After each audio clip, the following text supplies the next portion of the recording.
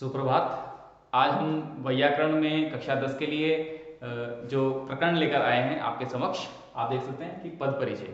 ठीक है, तो सबसे पहले हम जानेंगे कि पद परिचय की परिभाषा क्या है।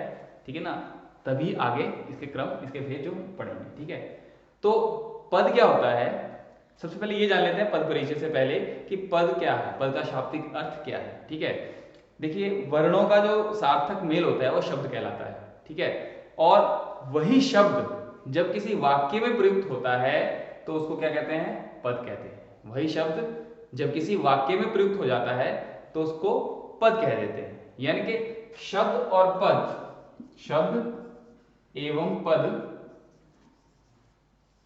पर्यायवाची है, लेकिन थोड़ा सा भेद है कि शब्द क्या है जो अलग रहता है, बिल्कुल स्वतंत्र है शब्द। जैसे मैंने कहा, ये लिख दिया कि राम फल, ठीक है, संतरा, ये मैंने शब्द लिख दिए, सार्थक शब्द है। ठीक है ना, अब यहां देखेंगे कि राम फल खाता है। अब ये एक वाक्य बन गया। ठीक है, शब्दों का सार्थक मेल एक वाक्य बन गया, और वाक्य में प्रयुक्त जो शब्द है वो क्या कहलाया, पद कहलाया। अब ये राम फल खाता है, ये क्या बन गए, पद बन गए। ठीक है, और इसी का ही वैयाकरणिक परिचय क्या कहलाता है, पद परिचय कहलाता है। ये ठीक उसी तरह है जिस प्रकार कोई व्यक्ति जो है अपना परिचय देता है, सेल्फ इंट्रोडक्शन, नाम, पिता का नाम, माता का नाम, ठीक है ना, और एड्रेस आदि, और व्यवसाय जो कर रहा होता है, जो भी आप अध्ययन कर रहा होता है, तो पूरा परिचय जो होता है, ठीक है ना, सूक्ष्म परिचय। तो उसी भांति, उसी प्रकार वैयाकरण में क्या होता है कि वैयाकरणिक परिचय यानी कि किसी भी वाक्य में जो एक पद है वो अपना वैयाकरणिक परिचय देता है। जैसे एक वाक्य हम उदाहरण के स्वरूप ले लेते हैं यहां पर कि रमेश यहां 10वीं कक्षा में पढ़ता है, एक वाक्य है। ठीक है, अब इसमें रमेश जो पद है, ये जो पद है इसका हम परिचय करेंगे। क्या है ये, कर्ता कारक है, कारक है, संज्ञा है, ठीक है ना, व्यक्तिवाचक संज्ञा है। कौन सी संज्ञा है, व्यक्तिवाचक, व्यक्तिवाचक संज्ञा है। ठीक है, और करता है किसका, पढ़ता क्रिया का। कौन पढ़ रहा है, रमेश पढ़ रहा है। रमेश क्या हो गया, कर्ता कारक हो गया, तो क्रिया का करता है। कौन सी क्रिया का, पढ़ता है क्रिया का। ठीक है, और पुल्लिंग है, एक वचन है, पुल्लिंग है, एक वचन है, एक वचन। तो ये क्या हो गया इसका, वैयाकरणिक परिचय। ये क्या हो गया इसका, व्याकरणिक परिचय हो गया। तो यही तब क्या कहलाया, पद परिचय।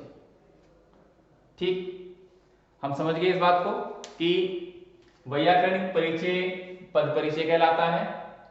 एक एक पद का, ऐसे ही हम एक एक पद यदि देखेंगे तो यहां देखेंगे कि यहां शब्द है, यहां पद है, यहां पद है।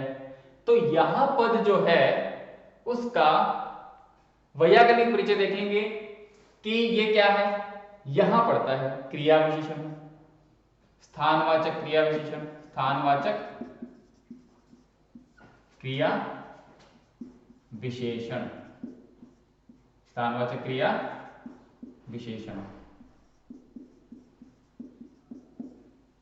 ठीक है, अब यह जो है यहां अव्यय है, स्थानवाचक क्रिया विशेषण है, ठीक है ना, और एक वचन है। तो ये क्या हो जाएगा, पद परिचय यहां का। ऐसे ही हम आगे कर बढ़ते चलेंगे। 10वीं है और कक्षा है। 10वीं कक्षा, 10वीं क्या है, विशेषण है, ठीक है ना, एक स्त्रीलिंग है, एक वचन है। कक्षा इसका क्या हो जाएगा, विशेष्य हो जाएगा। कक्षा विशेष्य का यह क्या है, विशेषण है।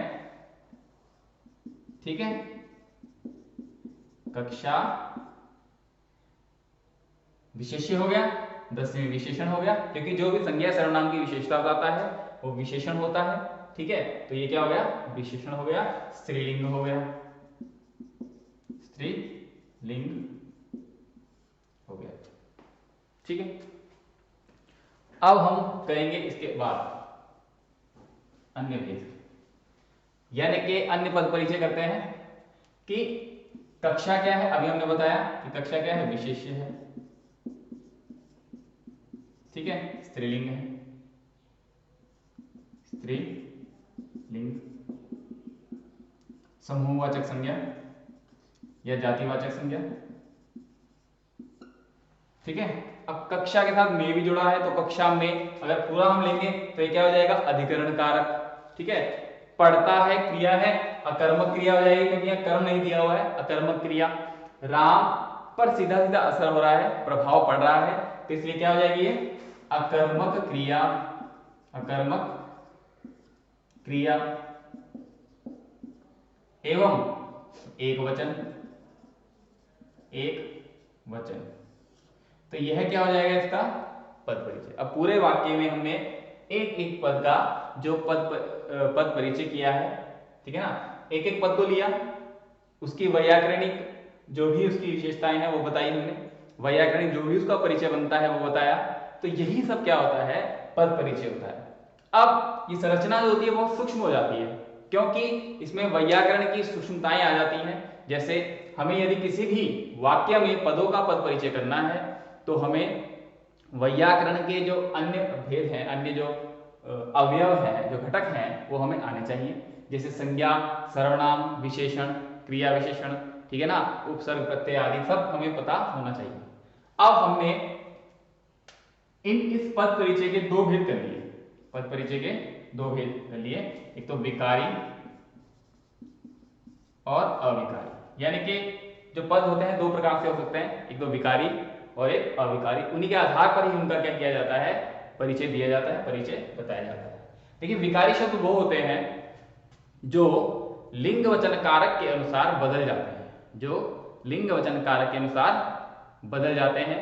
और अविकारी कौन से होते हैं, जो लिंग वचन कारक के अनुसार नहीं बदलते, ठीक है। तो विकारी शब्द में क्या आ जाएंगे, संज्ञा, सर्वनाम,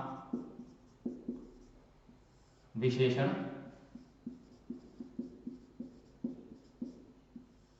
एवं क्रिया, एवं क्रिया।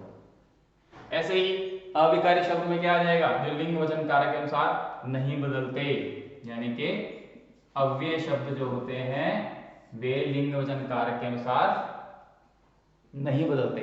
अव्यय यानी कि जो व्यय नहीं होते, जो खर्च नहीं होते। जैसे यहां शब्द, ये यहां पर क्या है, इस वाक्य में अव्यय शब्द है।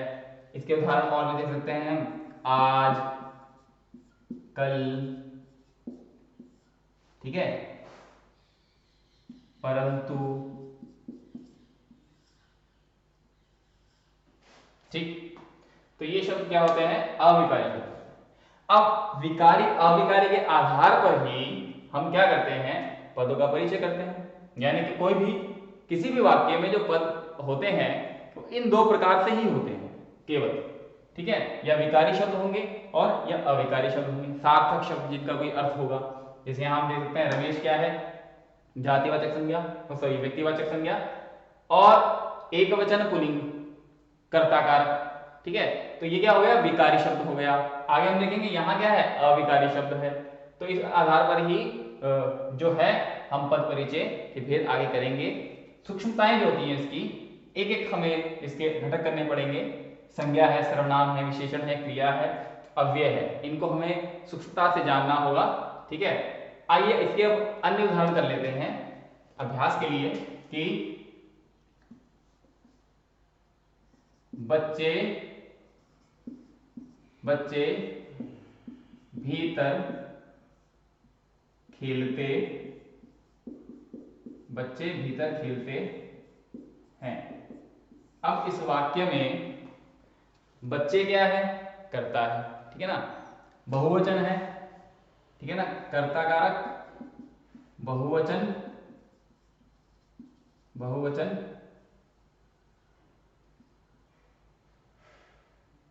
ठीक है, और व्यक्तिवाचक संज्ञा, समूहवाचक संज्ञा। भीतर क्या है, क्रिया विशेषण। कौन सी क्रिया विशेषण है? स्थानवाचक क्रिया विशेषण। क्रिया विशेषण का भेद है स्थानवाचक